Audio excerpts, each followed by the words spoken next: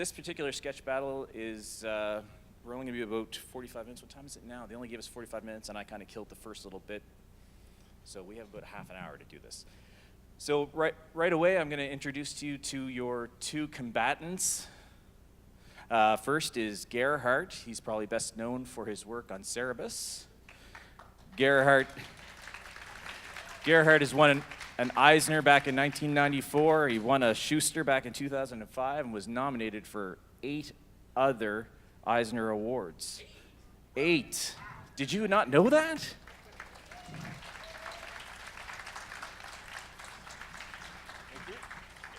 Oh, you're very welcome. Please have a seat, and I'm going to introduce. And you read a name. You can read a name as often as you want, but it's always your own internal pronunciation of it. So I had it wrong. John Kovalic. That's it. Right? He's a cartoonist and illustrator. He's a game designer and writer. Probably best known for Apples to Apples and Munchkin.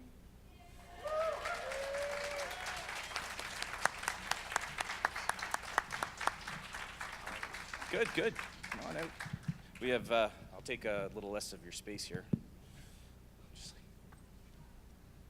I'll use both mics. I better turn off my phone too before that starts ringing. You guys don't want to hear me talk to my kids.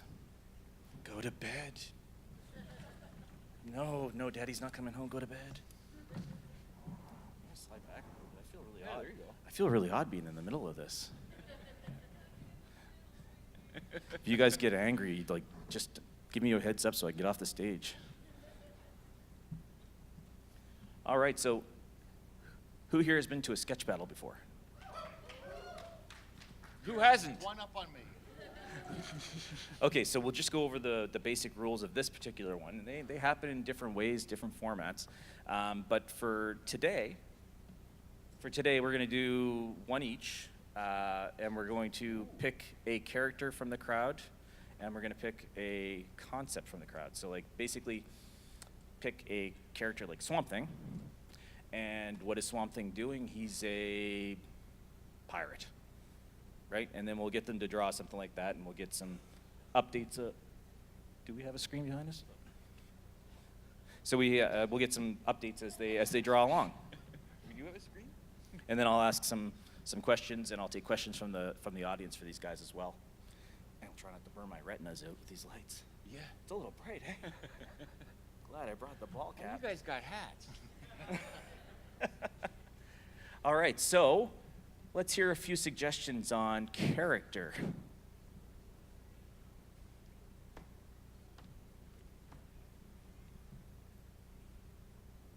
A superhero?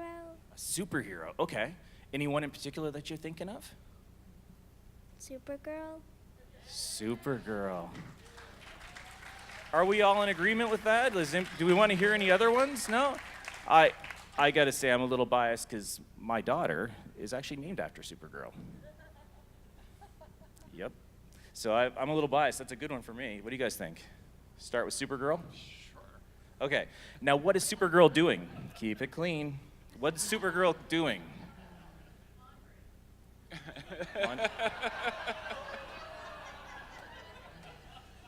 All right.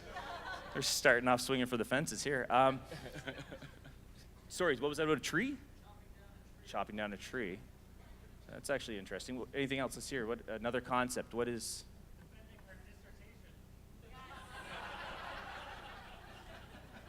I'm feeling that they may not want to draw an entire auditorium full of people and teachers, professors. Oh, I know how I'd like to draw them.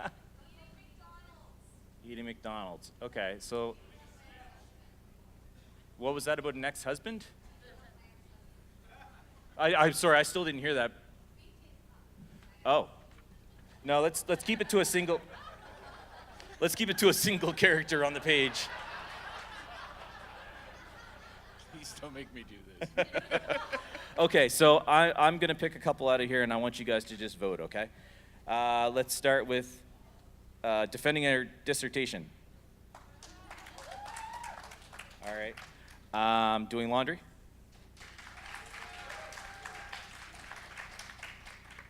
Anybody want to see her take down a tree? That reference on his phone. He's using reference on his phone. You can do that. Help! I'm sorry I live in the 21st Do you want a reference? century. You can. No. Okay, I think we were pretty even along the way there. But Supergirl chopping down a tree, any kind of tree, even like a creepy willow or a cherry tree, any type of tree. Okay, so we're gonna start with Supergirl chopping down a tree. You can use an axe, her hand, her foot, dental floss. Oh, this is gonna Oh. work. And no, please go over there. Your Go pick on him. your tax collector. It doesn't matter. She can be using whatever she wants to put it down. Are we starting? Yeah, go, go, Oh, come on. go. We have Well, what are you doing? less than half an hour to get this What one. about you? And that's my fault. I was distracted downstairs. So I got here a little bit late, so I apologize to all of you.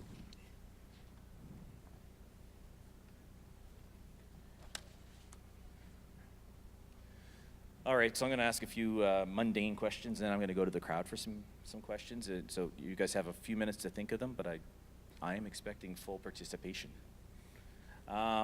Okay, so Gerhard, Yes, sir. what was your favorite project that you've done aside from Cerebus? I'm currently working with Grant Morrison on a story for Heavy Metal magazine called The Smile of the Absent Cat. And that's pretty cool. Unfortunately, it's a 48-page story, and I've gotten the script for the first 3 chapters, 8 pages each. So it's going to be a while before that one gets finished. But apparently Grant's notorious for being a little slow on delivering the scripts. But it's a fascinating story, and it's a real challenge, and to be doing it from start to finish. On Cerebus, I did the backgrounds. Dave laid out the pages, and it's a burger and a beer. It's the end of the day. I'm hungry.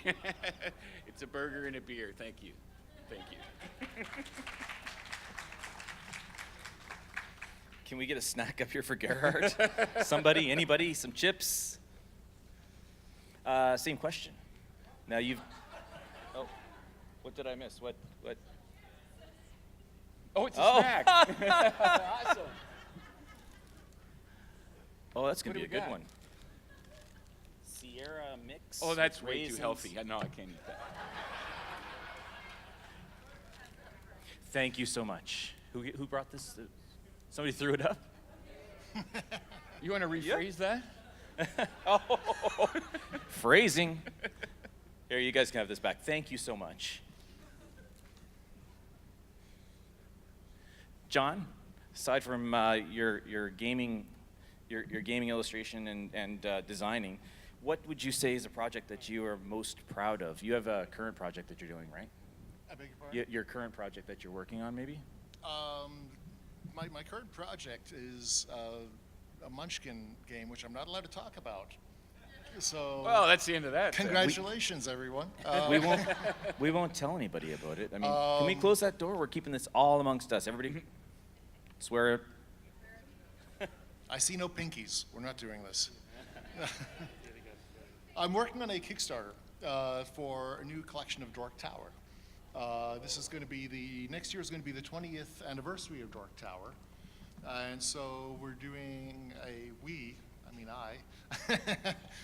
doing a new collection of a new story, finishing up the last storyline, starting a new storyline.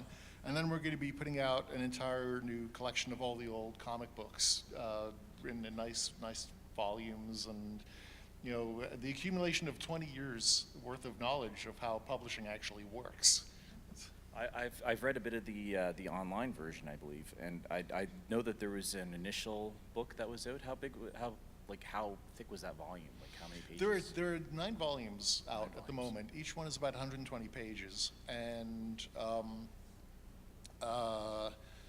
they've sold we've been letting them sell out recently so that we can put the new volumes out. And come to my panel on publishing. It's full of gems like this. We're stealing from his panel already. So aside from that, you would say Dork Tower is probably the one project that you really enjoy doing. I love Dork obviously. Tower. I love Dork Tower. I love writing this comic book called Dr. Blink, which yeah. is The shrink one. Yes, drawn by Christopher Jones. Dr. Blink is the psychologist to the superheroes, and so I'd like to get some more time for that. Unfortunately, this darn thing called Munchkin keeps selling and selling, and so I keep having to draw more. So right now I've drawn over Terrible. 6,000 Munchkin cards. Wow. And in the last 15 years, I've won 2 games of Munchkin.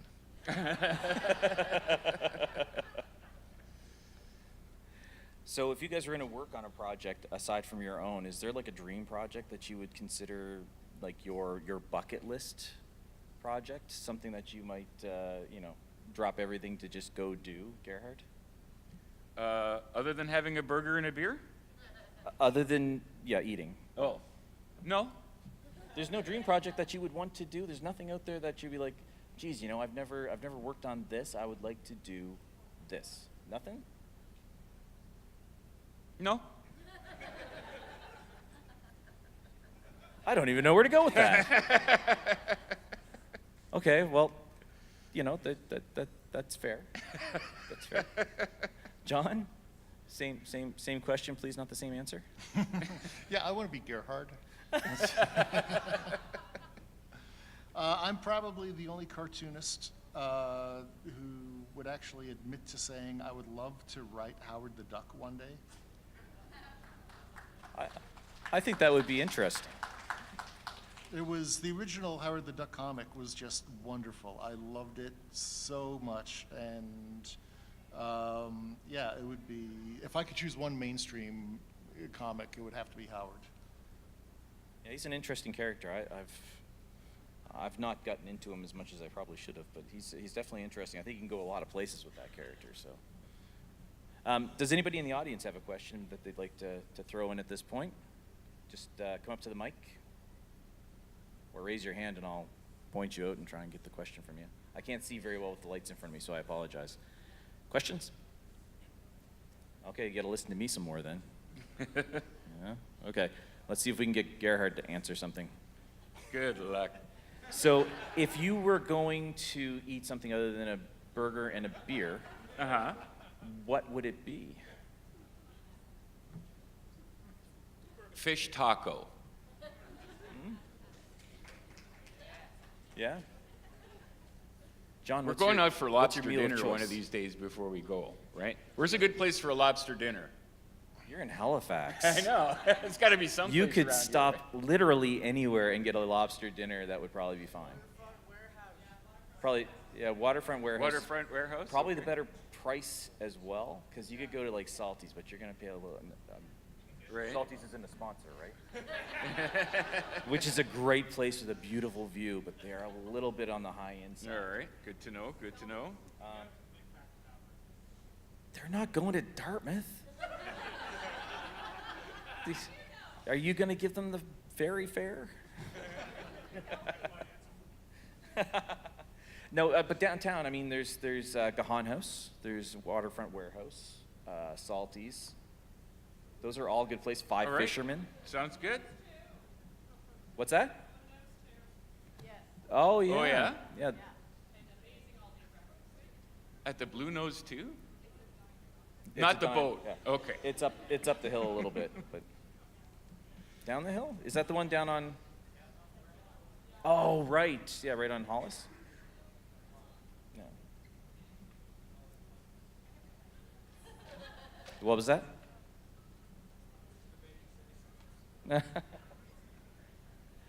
Okay, so I'm just running out of questions. You guys are have a supposed to be question. helping here. Didn't I lay that out at the beginning? I have a question.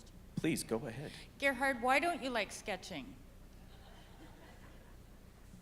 Because he actually knows how to draw.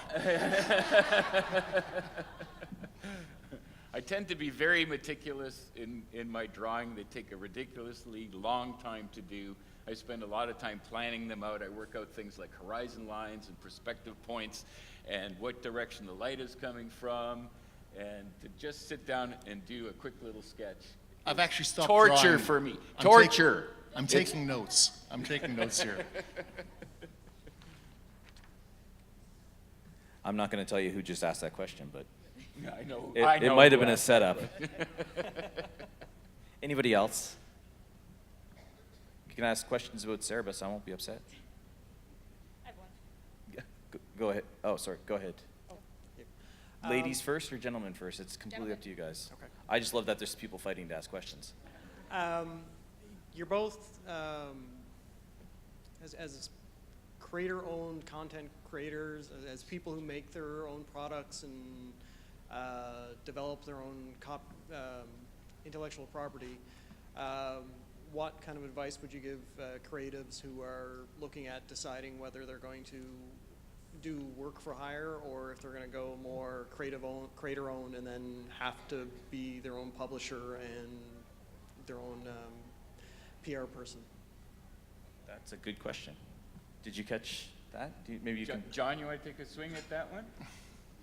John's sitting here just sketching away. He's like, I'm just going to use this to my advantage. Honestly, it depends what's right for you. I got into self-publishing with Dork Tower, the comic book, because I thought I could do a better job than my publisher at the time could. And I basically had to learn business, and some people are great at business. I was not. I learned enough just to keep me out of most trouble. A lot of people ask me, especially with games, like how, they want to publish a game, and they ask me, how do you make a company? And my first question to them is, well, do you want to be a game company or do you want to be a game designer? These are two very different things. Some people like having full control over everything. Some people have the time for it, others don't. And he's drawing me, isn't he? Where are they seeing this? I think he's done. No.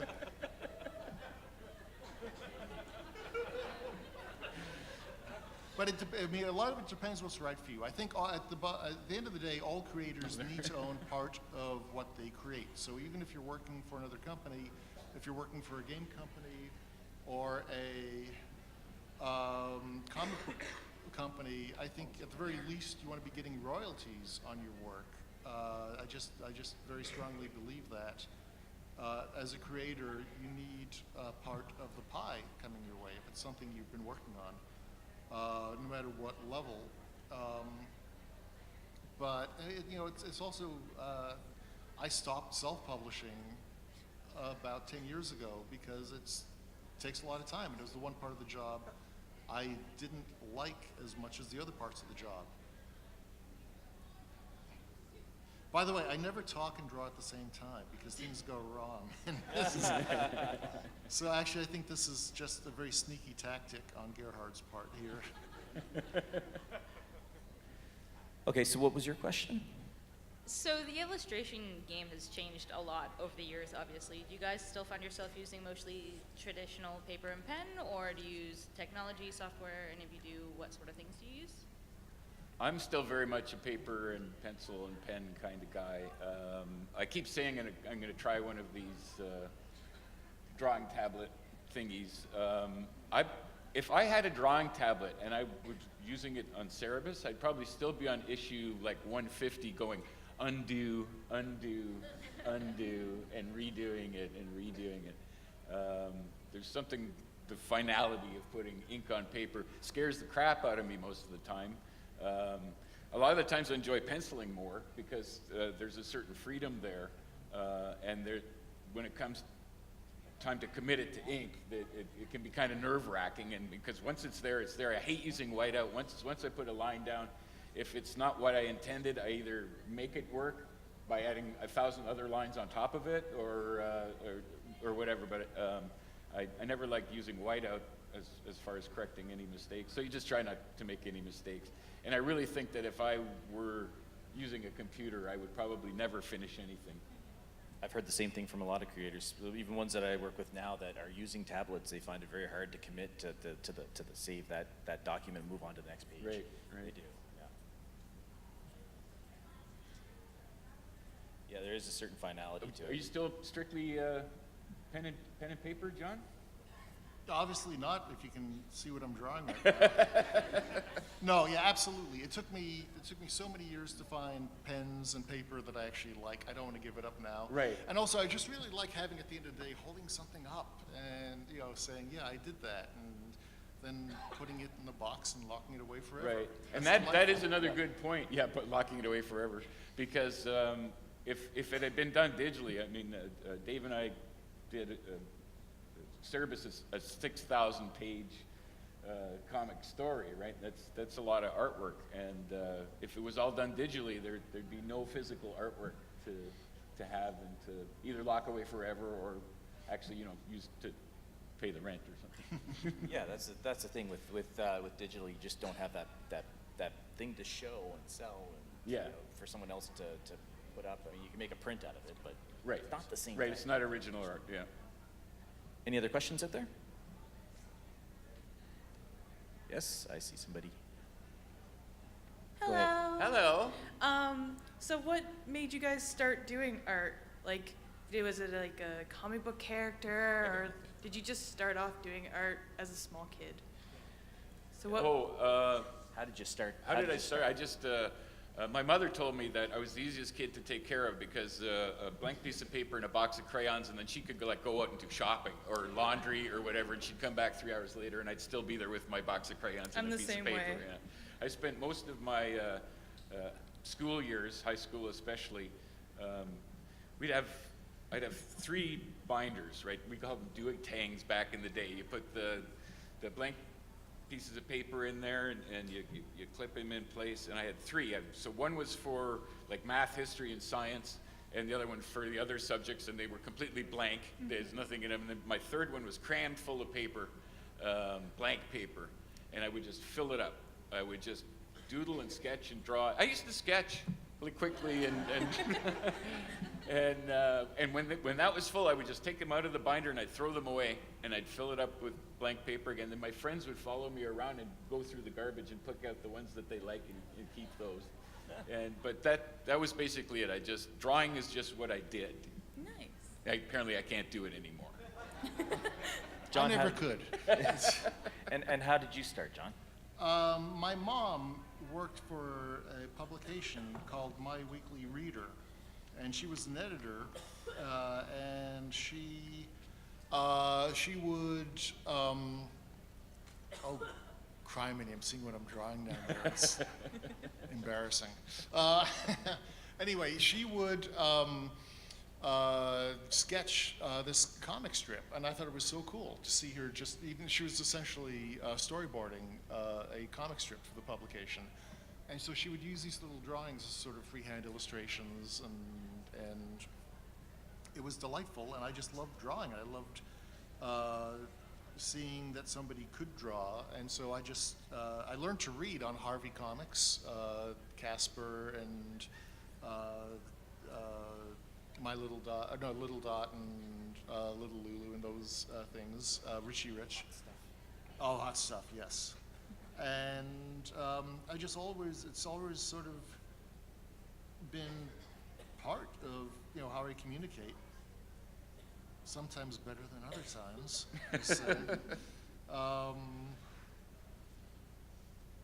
But I've just always seemed to have had a pen in my hand, and it's only been recently that I found the right pens and the right paper. Did you have follow-up? No, thank you though. Oh, you're welcome. Go ahead. I'm a big fan of both of you, but I'm really interested in knowing who do you think in the industry is really up and coming, and who do you really admire their work? Up and coming. That's a toughie. Yeah. Who's new that I've seen? Problem is I haven't been keeping up with a lot of new stuff, I'm afraid. I see a lot of things at conventions these days.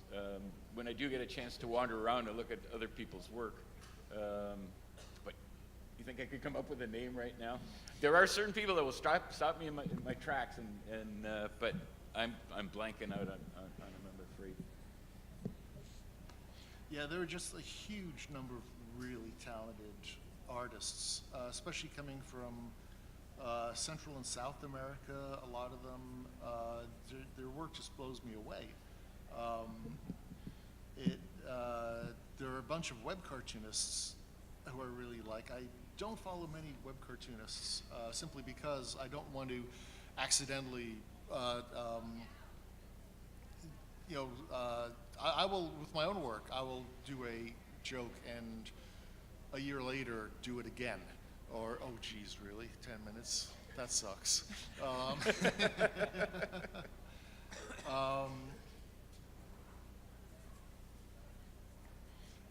But yeah, there are just almost too many to mention at the moment. It's very, very humbling. Yeah, it's a tough question, but it's a fair one. But let's say this: when you guys were first starting out, was there anybody you emulated? Anybody that you looked up to when you were starting that you said, "Geez, like I think," or that possibly influenced your work? Gerhard? I was very much into Mad Magazine when I was younger, and then moved on to National Lampoon. Like just any of those guys.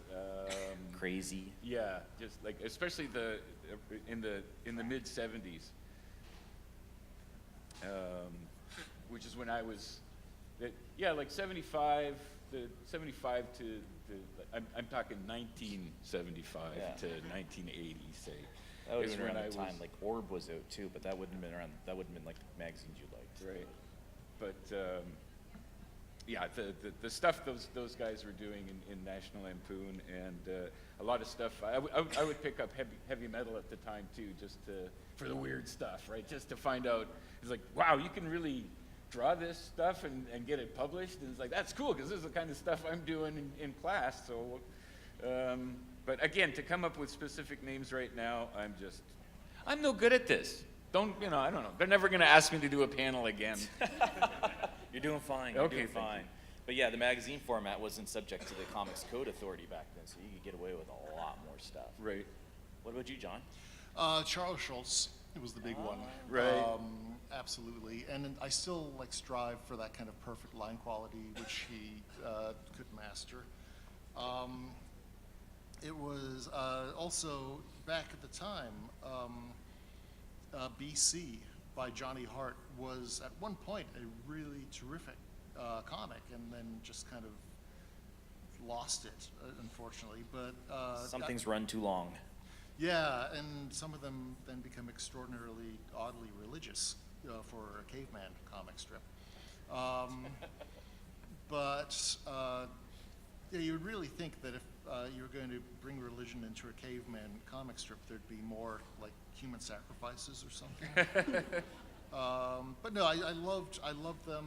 I loved the line quality. But yeah, Schultz was always the master, and I will still. There was an exhibit a few years ago, Schultz's retrospective of Schultz's work, and they came to the Chicago Art Institute, and I went there, and they had it in the children's section of the Art Institute, and I was just down there staring for hours at the line work of Schultz's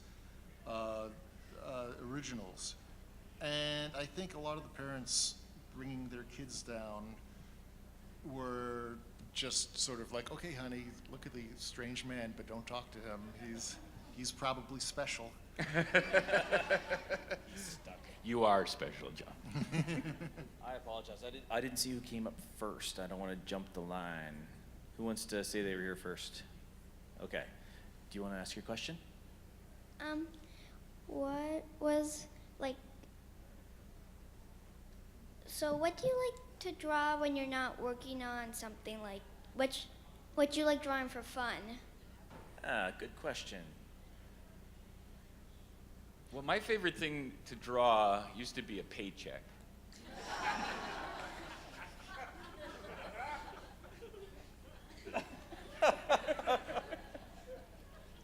Aside from that, though. Oh, all right. Do you draw anything for fun? Like when you doodle, is there anything that you tend to doodle more often than? No, if I'm doing if I'm talking on the phone and I start doing, it's completely abstract. Oh, It's okay. just squiggles and lines and little checks and things, or it'll be a little bird, or it's a flower. And then I'll put psychedelic lines around the flower. It's absolutely nonsensical. Just it's like But it's still visual comforting. diarrhea or something. Yeah, but it's still comforting to put on paper. Yeah, it's just the hand has to move. Yeah. Yeah. But nothing specific. You don't just draw. If I draw for fun, and that what's that, huh? drawn to the light. Oh, we went to this, it was, thank you, hon. We went to one of these Pioneer Village type places. It's up in Grey County in Ontario. And I took 170 pictures that day. It was something about the quality of the light that day and just that pioneer life. And I took 170 pictures, and out of those, I picked 6 or 8 that I just had to draw. It was just, this is what I want to draw just for me. And but they weren't just quick sketches or doodles just to kill the time. This is something I wanted to draw just because I wanted to draw it. Okay. John, what about you, John? Can't talk. Writing. Actually, my very favorite thing at the moment is I do these little lunch notes for my daughter when she goes to school. And they're just done on little Post-it notes, but they're kind of delightful, and I really enjoy doing them. And they change with whatever whatever show she's watching currently. So she's into the Beatles, so I've been drawing the Beatles quite a bit. But I just love drawing. All drawing is fun. I love drawing Munchkin, and I try to use it to make my work better every single time I sit down. You try to think like, okay, this is just a very silly little sketch, or a very silly little drawing. It's only 5 inches by 5 inches, but can I add something more to it every time? So I just, the fact that I get to draw is such a huge privilege, and I get to sit down every day, very likely still in my pajamas, and pick up a pen. I just feel very, very fortunate that I'm doing this after all these years. Well, that's great. That's great, especially the notes to your daughters or your kids. Good answer. It's a good answer. All right, so I guess our last question now. What's your favorite Munchkin card? Oh. I don't think that's aimed at Gerhard.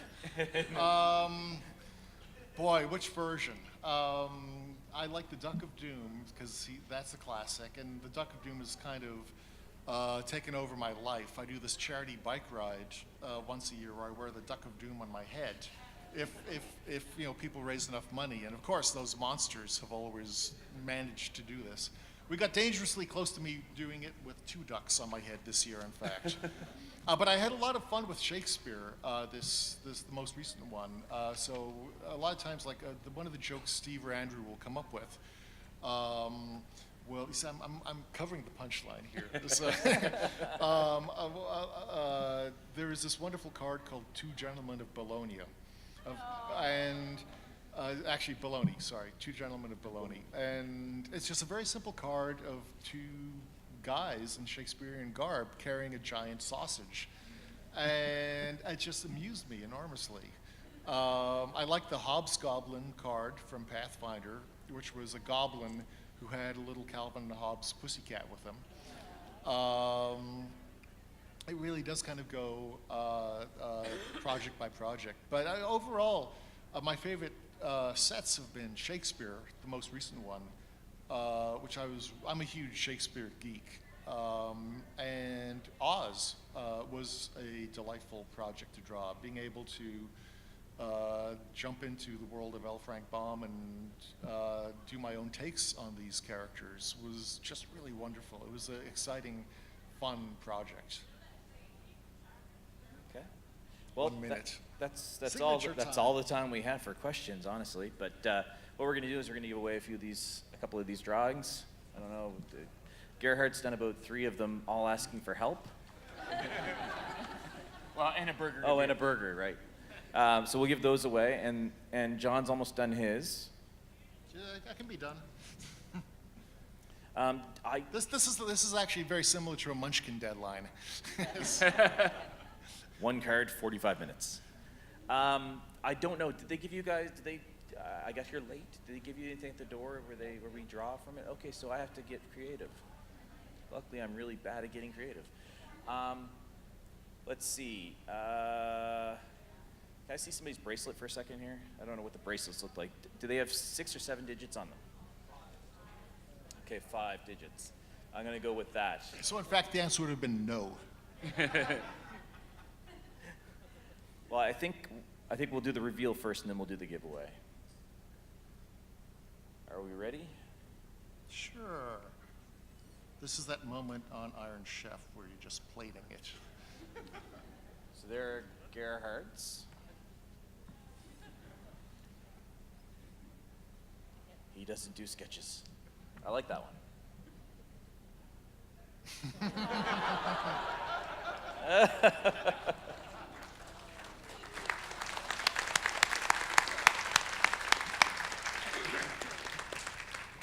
Okay, All right. let's see the real one now. Yeah. Can you sign all of those for us? Now let's look at the guy who cannot draw the 4th finger. So, The Adventures of Supergirl, it me. The Evil Tree Race of Shrub 4, you're doomed. Your bark is worse than your bite. No, it sucks. That pun, kill me now. Zap, pow, explode. Anyway, that is my dissertation on deforestation.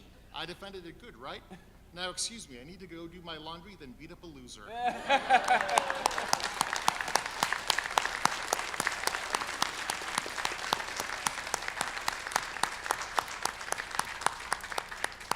All right, so this is going to seem incredibly unfair, but I would like, if she wants it, I would like to give to that little girl there who suggested the Supergirl drawing. Would you like to come up and get your drawing from John? Come on up. Here, I'll help you.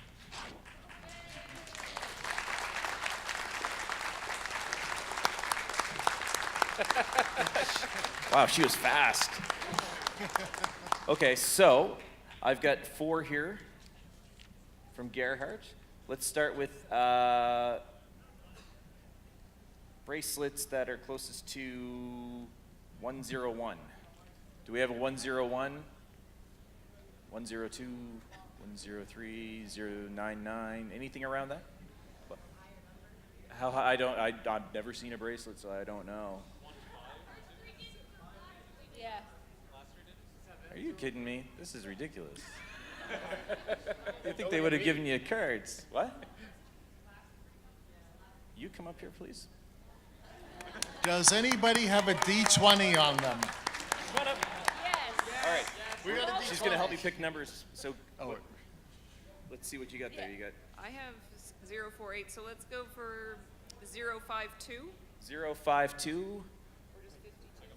Yeah. Do we have a 052 in the room? Anything close to 052? Let's hear it. 152. Close enough. 033. I heard a 033. That's close to 052. Anybody closer to 052 or 033? 035. 047. I can't math that good. What? Sorry. What? I heard these guys say 0. Oh, okay. Yeah. 047, 035, and 033. Come up and get your sketches. First come, first serve, whichever one you have. Hal-Con!